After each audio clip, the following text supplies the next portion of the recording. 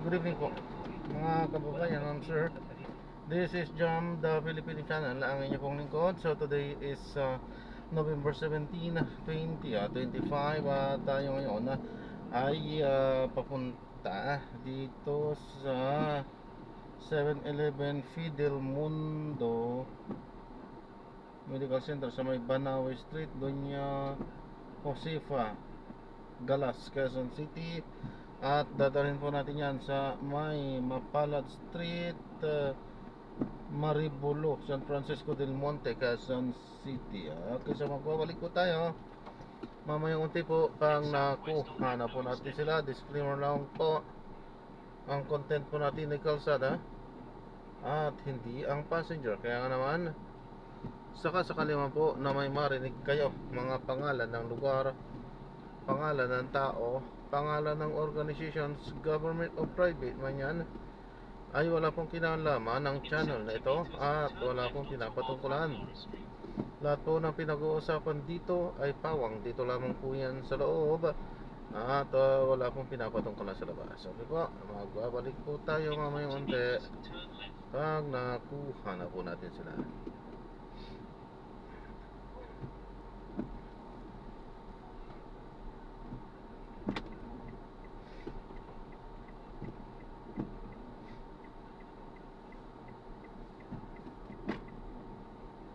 In 90 meters, turn right onto Caliraya Street.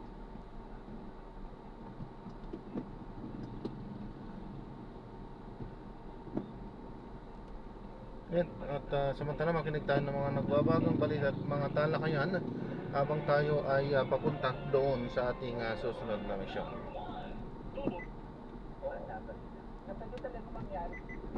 In 40 meters, turn right. Center on Thursday dispelled doubts on the authenticity of its drug test results after it received a backlash when the presidential aspirant and son of former dictator Ferdinand Marcos Jr. took a cocaine test in the hospital branch in Taguig City. So pinakita po dito na negatibo. At mismo, kita ko po muli sa inyo. Ito. Continue for 300 meters, then enter Banaway Street. May 13, 2024, Bongbong Marcos tested negative for cocaine in 2021. Drug analyst. Tested negative for cocaine.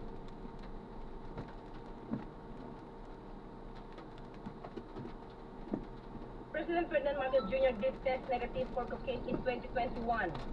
A drug analyst from St. Luke's Medical Center confirmed Monday.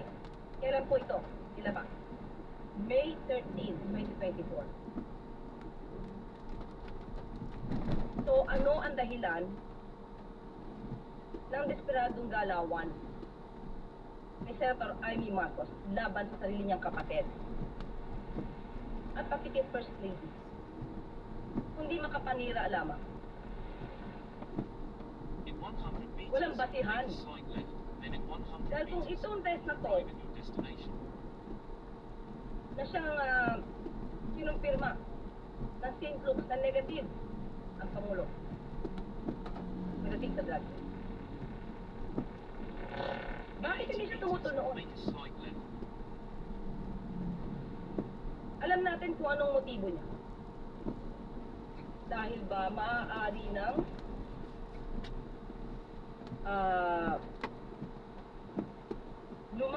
lumarga ang pag-iimbestiga tungkol sa korupsyon at maaaring tamaan na ang kanyang mga kaalyado. Mga kaalyado sa Senado. You have arrived at your Hindi ba destination. siya natutuwa na yung kapatid niya mismo, ang Pangulong Marcos Jr., ang nag-umpisa para imbestigahan ang mga maaanumalyang flood control projects na to? Ang Pangulo ang gustong maglinis ng kalat ng nakaraan. Bakit siya masyadong concerned ngayon about di umanong paggamit ng drug test? Samantala, ang dating Pangulong Duterte umamin nagmamalyuan at nag-fentanyl. Hindi niya kinol out.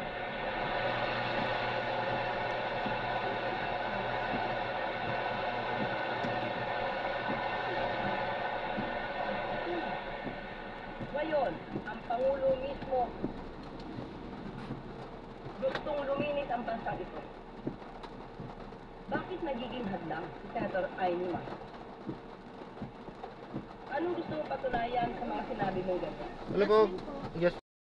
Napatunayan ako na hindi totoo ang bintang na yan. Ginawa niyo yan para kilaan lang ano po ito? ang Pangulong Marcos. Ano po yan? Nagpagawa pa kayo ng AI-generated na video. Hindi po sa... Ito, Pero nung hindi mo bra- Meron po, sir pa. Meron po kasi napapalusot eh. Hindi mo lang ginawa. Oo nga, hindi, tinanong ko lang po. Peke. Kasama niyo. Lahat yan. Ako.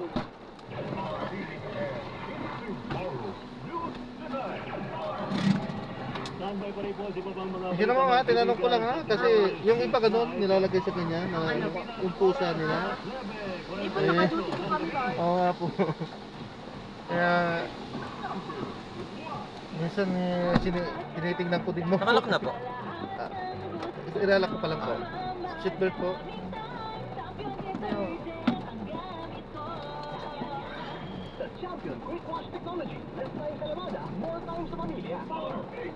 Maulan man, no worries, naamoy ko na bang damit?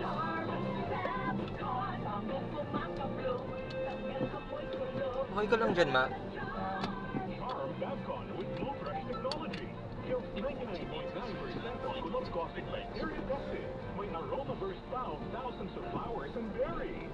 Ang sampay sa loob, amoy kulob. Manufactured by ACS Manufacturing Corporation. ISO certified world-class quality.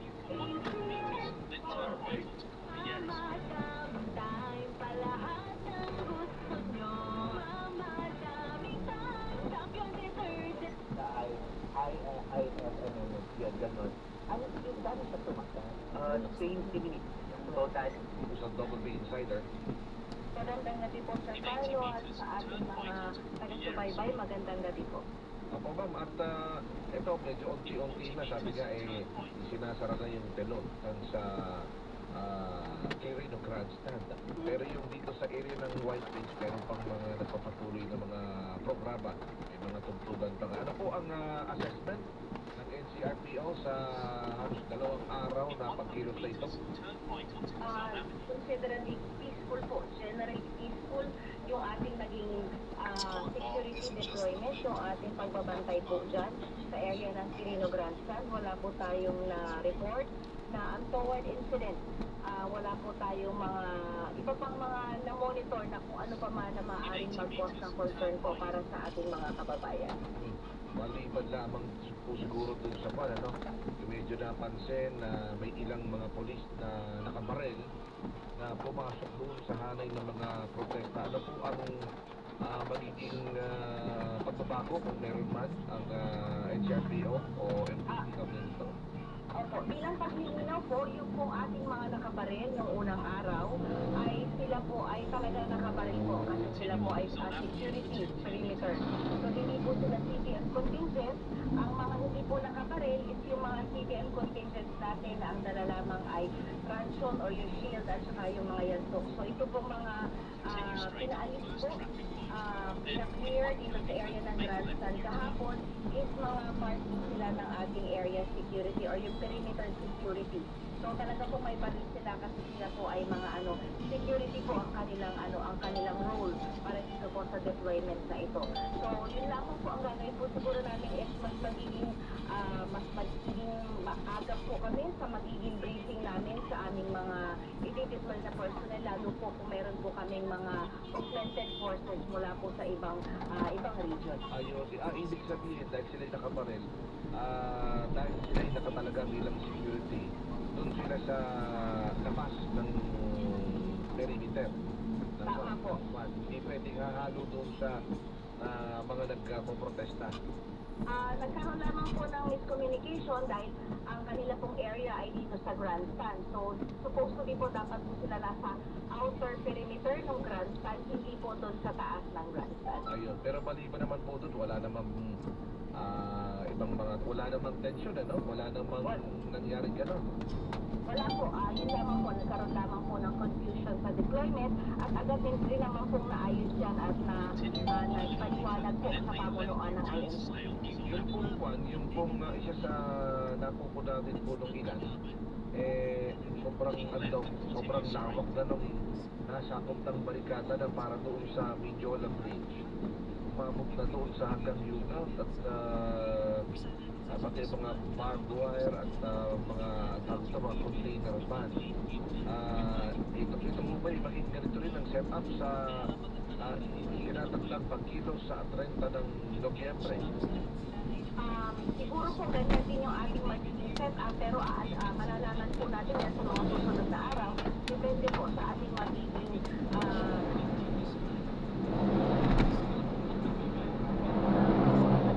mas maagap lamang po tayo sa mga posibleng mga pagkilos na mangyayari po dyan. So, parang preemptive measure po yan para hindi na lamang po maulit yung nangyari noong September 21.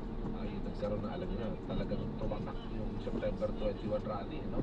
Nung nagkaroon ng kaguluhan, may mga nagsunog, may maraming nasaktan na pulis, namuna na, maraming mga nasaktan na ralista.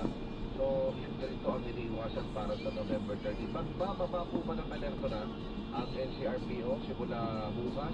O ito po ay magtutuloy-tuloy hanggang sa 30 po ng Nobyembre? Naghihintay po tayo ng advice mula po sa ating national headquarters kung maaari na pong ibaba yung alert level to heightened alert. Since kami po ay naka-full alert pa hanggang ngayon, so magdidepende po yan sa pamunuan ng national headquarters ng PNP. Nakita ko rin nagturo dyan sa Quirino Grandstand, yung iba mga pulis pala yung nanggaling as far as Romblon.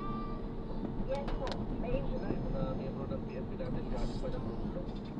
okay, meron din po nagaling ng Region 5 at ng Procar. So yes po, meron po nagaling pa ng part ng Bicol Region. Ayun. So yung ganitong kalaking security ang posible rin ma-deploy sa binabanggit malaking rally ng itong pinaplano para sa November 30. Tama po, pinaghahandaan po natin yung mangyayaring pagtitipon sa November 30 at more or less po, ganito din po yung magiging deployment natin at magdidepende po yan sa ating makakalat na informasyon kung kasi labi din po dito na ako ng pagtitipon sa dito sa Quirino Grandstand at magiging pwede po malamang din po sa picture. covered or yung mga lugar na maaaring magkaroon ng mga Diyan lang po yan sa ilalim ng footbridge. Major, mga initial na Sigurado ka? usap Di ba binito na sa pagitan ng NCRPO Sa picture mo, at titingnan mo. ibang grupo ng bayan, iba pa mga grupo na Kaso close na. para doon sa 9:40. rally. Ngayon po, ang coordination po ay within pa lamang po sa atin sa mga government agencies at hindi pa po natin alam kung sino po ang mga mabibigyan ng permit dito sa mga grupo na magkakaroon po sino po ang mabibigyan ng permit at kung saan po sila ang hihingi ng permit kung saan city po sila magkakaroon ng mga pagtitipon.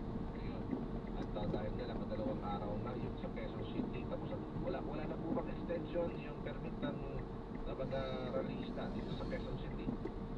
Ang nakukuha po kasi na permit nito nga sa Ito po, Quezon ako. City ay daily po silang nabibigyan. Dito na lang ako. Yes po, so kahapon Bye, po ma. nakakuha sila. Kanina Thank po you. nabigyan din po sila. So malalaman din Ingat natin po. bukas kung muli makakapag-secure sila ng panibagong permit. Ayun. Ingat ka, ma. Anyway, congratulations po. Major.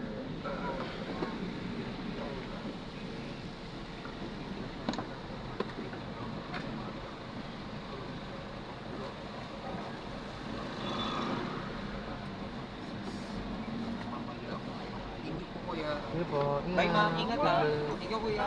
Salamat. Ano man na itatalang Ayan, so na-drop na natin sila. So maraming salamat po sa panonood. Hanggang sa muli po. Ingat. At God bless.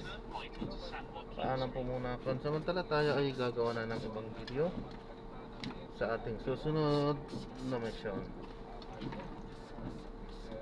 Paalam po. So this is Jam, the Philippine Channel. Ang inyo po lingkod. Paalam po.